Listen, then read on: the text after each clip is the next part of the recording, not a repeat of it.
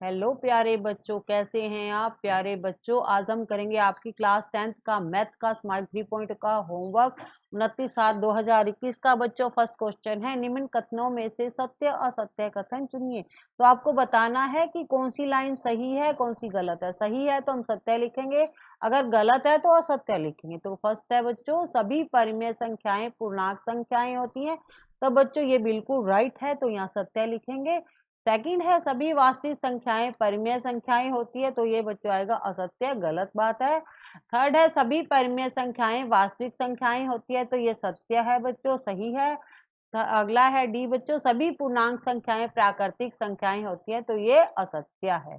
Second question है, परिमेय संख्याएं किसे कहते हैं, उदाहरण सहित परिभाषा लिखिए। तो बच्चों इसकी डेफिनेशन है, एक पूर्णांक को दूसरे पूर्णांक यानी जीरो को छोड़कर दूसरे पूर्णांक से भाग देने पर जो लघुत्तम प्राप्त हो उसे परिमेय संख्या कहते हैं। अर्थात कोई संख्या जहां a और b दोनों पूर्ण संख्याएं हैं और जहां एक परिमेय संख्या है।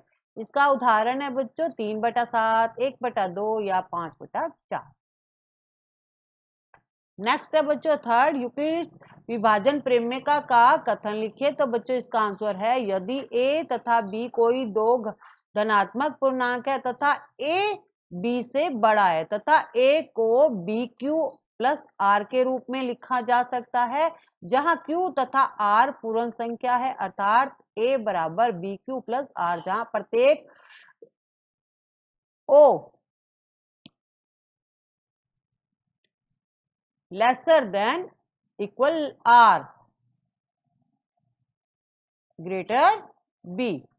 तो फोर्थ क्वेश्चन है बच्चों, निम्नलिखित संख्या युग्मों का यूक्लिड विभाजन विधि द्वारा महत्तम समापवर्तक अर्थात एचसीएफ याद कीजिए। बच्चों यहाँ देखिए 210 और 55 है, तो हमें इनका महत्तम समापवर्तक अर्थात एचसीएफ निकालना है। तो इसका उत्तर आएगा बच्चों, यूक्लिड विभाजन प्रेमिका से हम जानते हैं कि यदि a तथा b कोई दो धनात्मक पूर्णांक है तथा a ग्रेटर देन बी, तब यानी ए बड़ा है बी से, तब ए बराबर बी क्यू प्लस आर। जहां यहां पर देखो बच्चों ए बड़ा है यानी 210, ए में संख्या बड़ी है, 210 बड़ी संख्या है। यहां पर देखिए आप क्वेश्चन में 210 बड़ा है 55 से यानी 55 से बड़ा है, और b मानेंगे हम 55 यानी छोटी संख्या। अतः यूक्लिड विभाजन में a बराबर बी क्यू प्लस आर। तो बच्चों a को हम मान रहे हैं 210, यहाँ पर देखिए हमने a को मानना है 210 और b को मानना है 55, और ये जो फार्मूला है बच्चों इसी हिसाब से चलेंगे। देखिए a है यहाँ पर 210 और b है 55 और q को हमें q का मान निकालना है, ठीक है। तो हम इसे ब्रैकेट में लिखेंगे और r का भी मान निकालना है। हमें यहाँ q और r का मान निकालना है। तो बच्चों ये फार्मूला है, b हमारे पास है, a b है और q और r निकालना है। अतः अब बड़ी संख्या में छोटी संख्या का भाग देंगे। तो बच्चों q और r का मान निकालने के लिए हम क्या करेंगे, बड़ी संख्या में छोटी संख्या का भाग देंगे। जैसे 210 भाग 55, तो आप यहाँ पर भाग देख सकते हैं। इस तरह से आप रफ नोटबुक में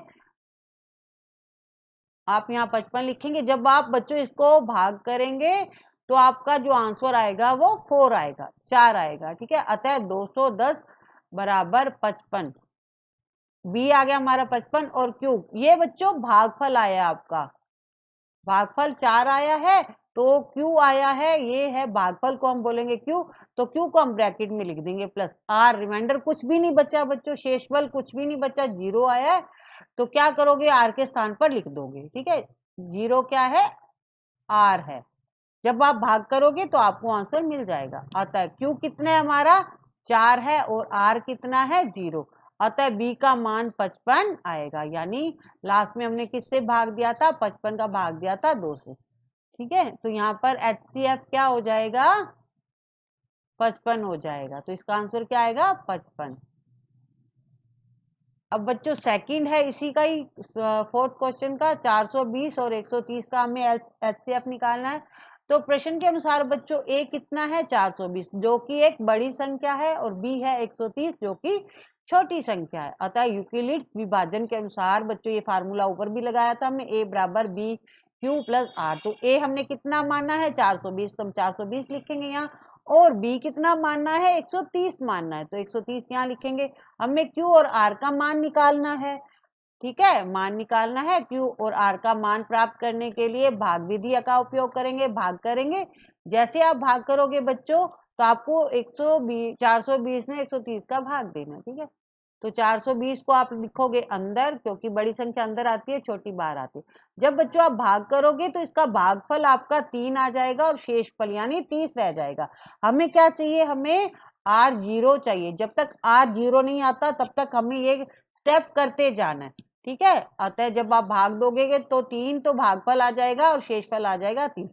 अतः Q आ गया हमारा यानी 3। भागफल क्या है, Q है, 3 आ गया, हमने यहाँ लिख दिया। और R क्या है हमारा, रिमाइंडर यानी शेषफल, तो हम 30 शेषफल बचा यहाँ लिखेंगे। अतः अब आपको फार्मूला है जो ऊपर वाला, उसी के हिसाब से चलना है। A बराबर BQ प्लस R, तो आपको यहाँ चलना है, ठीक है। A हमारे पास 420 है और B है 130। अब Q हमारे पास कितना आया, 3 हमने ब्रैकेट में लिख दिया है, और R कितना आया है प्लस में 30। तो ये बच्चों फार्मूला ही है, देखिए इसी हिसाब से हम स्टेप पर चल रहे हैं। तो हमारा यहाँ तक सोल्व हो गया।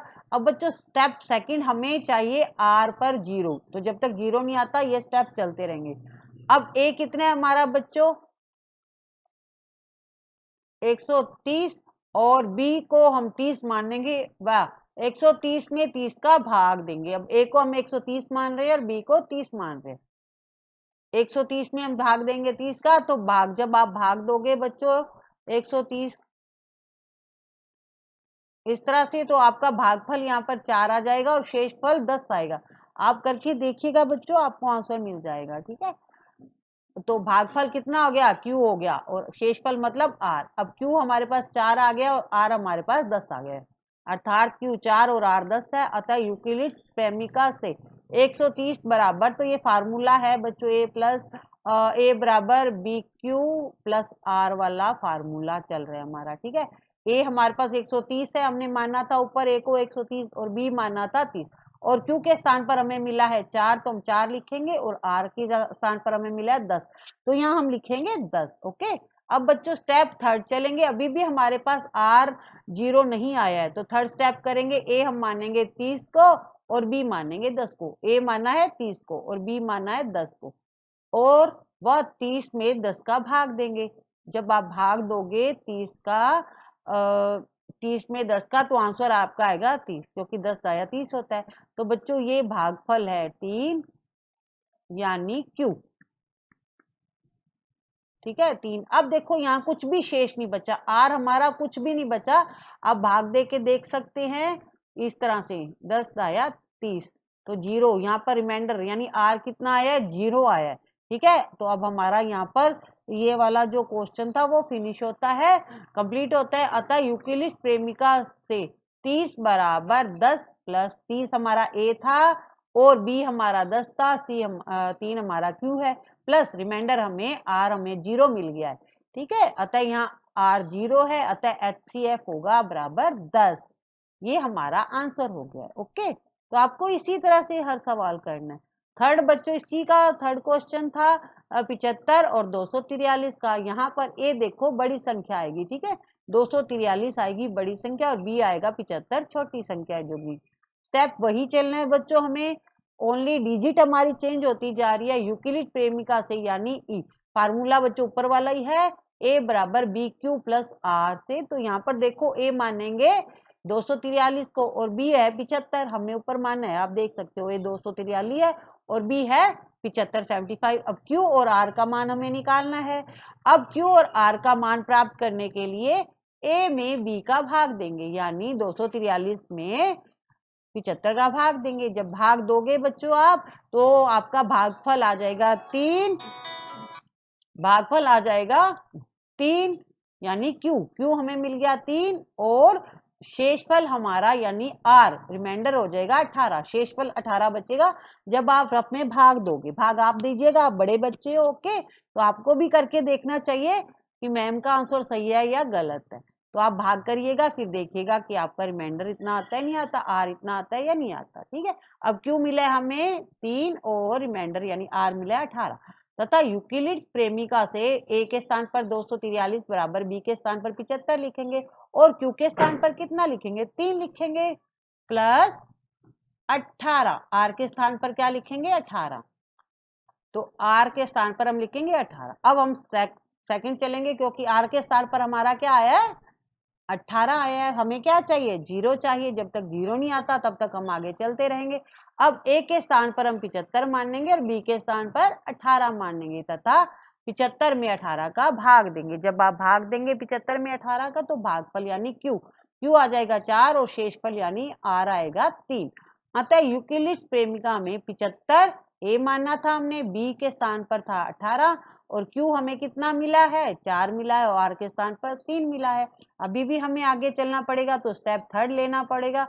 स्टेप थर्ड में बच्चों ए हम 18 को मानेंगे और बी मानेंगे 3 को, यानी बी रिमाइंडर वाला आ जाएगा और बी का था जो वो ए में चला जाएगा। अतः 18 में 3 का भाग देंगे। 18 में 3 का भाग देने पर 6 18 होता है 6 आ जाएगा। यहाँ पर क्यू हमारा आ जाएगा 6 यानी भागफल 6 आ जाएगा और आर के स्थान पर हमें क्या मिल जाएगा 0। कुछ भी शेषफल नहीं बचेगा 6 18 तो भागफल तो आ जाएगा, रिमाइंडर कुछ भी नहीं आएगा यानी आर कुछ नहीं आएगा, आर आएगा 0। अब हमारा आंसर आ गया 0 तो हमारा जो सम था यही कंप्लीट होता आता है। यूक्लिड प्रेमिका से 18 बराबर 3 और ए हो गया 18, बी हो गया 3 और क्यू हो गया 6 प्लस आर रिमाइंडर। अतः यहाँ आर 0 है, अतः एचसीएफ कितना हो जाएगा 3। तो जो लास्ट का हम जिससे डिवाइड करते हैं हमारा एचसीएफ वही होता है। जब तक हमारा सम चलता रहता है, जब तक आर नहीं 0 नहीं आ जाता तब तक जो लास्ट हम डिवाइड करते हैं जिस डिजिट से जिस संख्या से वो हमारा एचसीएफ होता है। ये थे बच्चों हमारे थर्ड सम। अब हम फिफ्थ पे चलेंगे। दर्शाइए कि कोई भी धनात्मक विषम पूर्णांक 4q प्लस 1 या 4q प्लस 3 के रूप में होता है जहां q कोई पूर्णांक है। तो इसका उत्तर है मानना कि a एक धनात्मक पूर्णांक है तथा b 4। अतः यूक्लिड विभाजन प्रेमिका से r बराबर 0 1 2 या 3 हो सकता है। यदि r को हम 0 मानते हैं, a बराबर 4q प्लस 0 तो यहाँ पर r के स्थान पर हम 0 मान रहे हैं, ठीक है 0। तो अतः 2 क्यू जहां क्यू पूर्णांक है जो कि एक सम संख्या है। स्थिति सेकंड बच्चों चलेगी स्टेप। अगर हम r को 1 मानते हैं तब a बराबर 4q प्लस 1 जहां q पूर्णांक है जो कि एक विषम संख्या है। अब बच्चों थर्ड स्टेप में है, आप चाहो तो बच्चों यहाँ पर थर्ड स्टेप में r को 2 भी मान सकते हैं। तो आप लिखोगे 4q प्लस 2 जहां पूर्णांक आएगा बच्चों, जहां q बराबर पूर्णांक है, ये एक सम संख्या होगी, ठीक है ये क्या है एक सम संख्या है। हमें क्या करना है या विषम संख्या लेनी। तो थर्ड स्टेप में बच्चों r बराबर 3 है तब a बराबर 4q प्लस 3 जहां q पूर्णांक है जो कि एक विषम संख्या है। इसी तरह बच्चों आप ये स्टेप है यहाँ पर ला सकते हैं क्योंकि यहाँ पर हमने क्या किया था पहले 0 माना था फिर 1 माना था। आप चाहो तो यहाँ थर्ड स्टेप में 2 वाला मान सकते हैं और इससे फोर्थ स्टेप कर सकते हैं, ठीक है। तो इस तरह से आपका आज का स्माइल 3.0 का 10th क्लास का होमवर्क कंप्लीट होता है। वीडियो को लाइक और शेयर जरूर करिएगा। अगर आपको समझ में आ गया तो कमेंट करके अवश्य बताइएगा ताकि हम आपके लिए आगे भी ऐसी ही वीडियो तैयार करते रहें। तो बच्चों अगर आप चैनल पे नए हैं तो फटाफट चैनल को सब्सक्राइब कर दीजिएगा। Thank you.